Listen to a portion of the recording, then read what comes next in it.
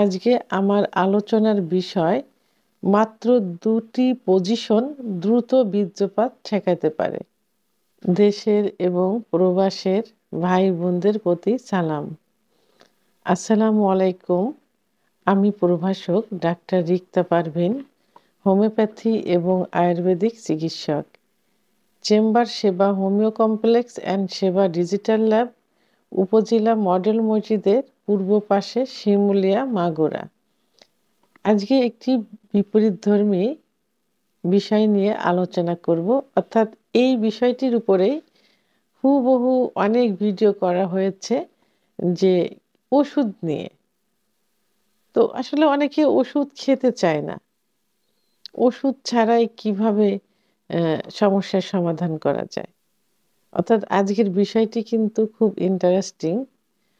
যাদের দ্রুত বীর্যপাত হয়, বীর্যপাত রোধ করার জন্য, ঠেকানোর জন্য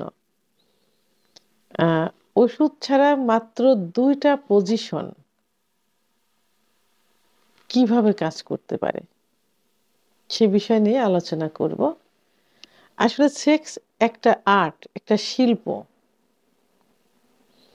এটা নিজের মতো করে তৈরি করে নিতে হয়। তো অনেকে সেটা বোঝে এবং অ্যাপ্লাই করে, অনেকে বোঝে না। তো এই যে সেক্স বিষয়ের উপরে বিখ্যাত একটা গ্রন্থ রচিত হয়েছে, কামশক্তি গ্রন্থ। এটি অর্থাৎ কামসূত্র গ্রন্থ, এটি ভারতে রচিত হয়েছে। তো এখানে কিন্তু অনেক পজিশন দেওয়া আছে, অনেক পজিশন। কোন পজিশনে স্ত্রী সুখ পায়, কোন পজিশনে স্বামী সুখ পায়, আবার কোন পজিশনে দীর্ঘ সময় সহবাস করা যায়। তো আজকে আমি মাত্র দুটি পজিশনের কথা বলবো, যে ২টা পজিশন অ্যাপ্লাই করলে দীর্ঘ সময় সহবাসে লিপ্ত থাকা যায়, সেটা কোনো ওষুধ ছাড়া, নিজস্ব কোনো শক্তি ছাড়া। কারণ সহবাস একটা শক্তির বিষয়, পর্যাপ্ত এনার্জি কিন্তু লস হয়। তো সেই ক্ষেত্রে সাধারণত একটা পজিশনই বাঙালি বেশি অ্যাপ্লাই করে থাকে, সেটা হলো, যেটা ইসলামও সাপোর্ট করে, সেটা হলো যে স্ত্রী নিচে বেডে শায়িত অবস্থায় থাকবেন আর স্বামী উপরে যৌন মিলন, যৌন কার্য সম্পাদন করবেন উপর থেকে। তো এইটা যদি বিপরীতভাবে করা যায়, অর্থাৎ স্বামী নিচেই থাকবেন, বেডে থাকবেন, উপরে স্ত্রী যৌনিকার্য সহবাস করবেন। তো এই পজিশনে যদি সহবাস করা যায়, তাহলে দীর্ঘ সময় কিন্তু সহবাসে লিপ্ত থাকা যায়। কারণ এটাতে স্ত্রীর এনার্জি লস হয়, পুরুষের কিন্তু ওইভাবে এনার্জিটা লস হয় না। যখন এনার্জি লস হয় তখন স্ত্রী কিন্তু কি হয়, নিস্তেজ হয়ে যায় এবং তার দ্রুত বীর্যপাত হয়ে যায়। স্বামীর কিন্তু বীর্যপাত হতে চায় না, সময় লাগে। তবে এই যে পজিশন, উপরের থেকে স্ত্রী সহবাসে লিপ্ত থাকবেন, এর কিছু টেকনিক আছে।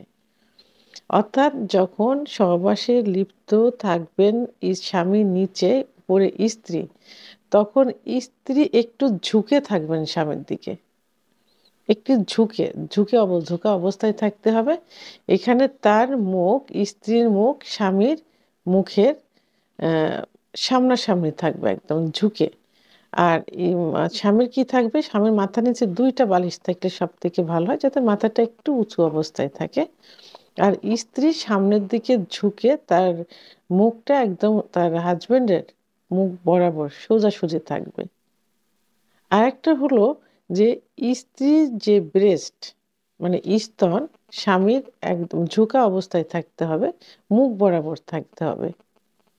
এই পজিশনে যদি সহবাস করা যায়, তাহলে দীর্ঘ সময় সহবাসে লিপ্ত থাকা যায়। তাহলে এটা গেল একটা পজিশন। আর একটা পজিশন,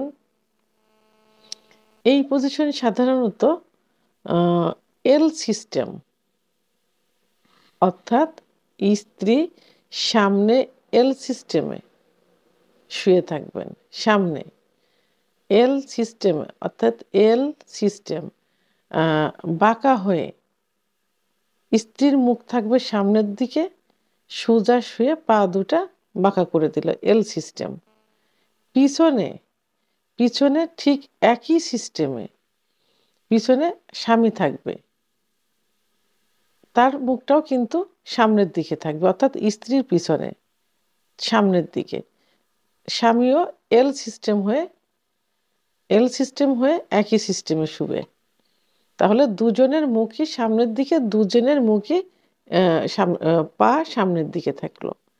তো পিছন সাইড দিয়ে স্ত্রীর যোনিপথ দিয়ে স্বামীর যৌন কার্য চালিত করবেন। তো এইভাবে এল সিস্টেমে সহবাস করলে কিন্তু দ্রুত বীর্যপাত রোধ করা যায়, স্বামীর কিন্তু দ্রুত বীর্যপাত হবে না। তাহলে আমরা আজকে দুইটা পজিশন অ্যাপ্লাই করলাম। একটা পজিশন হলো স্ত্রী উপরে থাকবে, স্বামী নিচে থেকে যৌন কার্য পরিচালনা করবে, এবং তার কিছু সিস্টেম আমি বলেছি।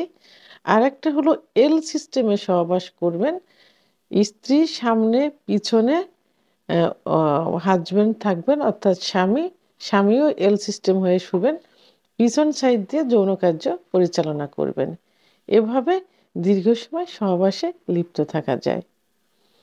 তো ভিডিওটি সম্পর্কে যদি কোনো মতামত থেকে থাকে অবশ্যই কমেন্টসের মাধ্যমে জানাবেন। আর ভিডিওটি ভালো লাগলে লাইক, কমেন্ট, সাবস্ক্রাইব করে আমার সঙ্গে থাকুন। আল্লাহ হাফেজ।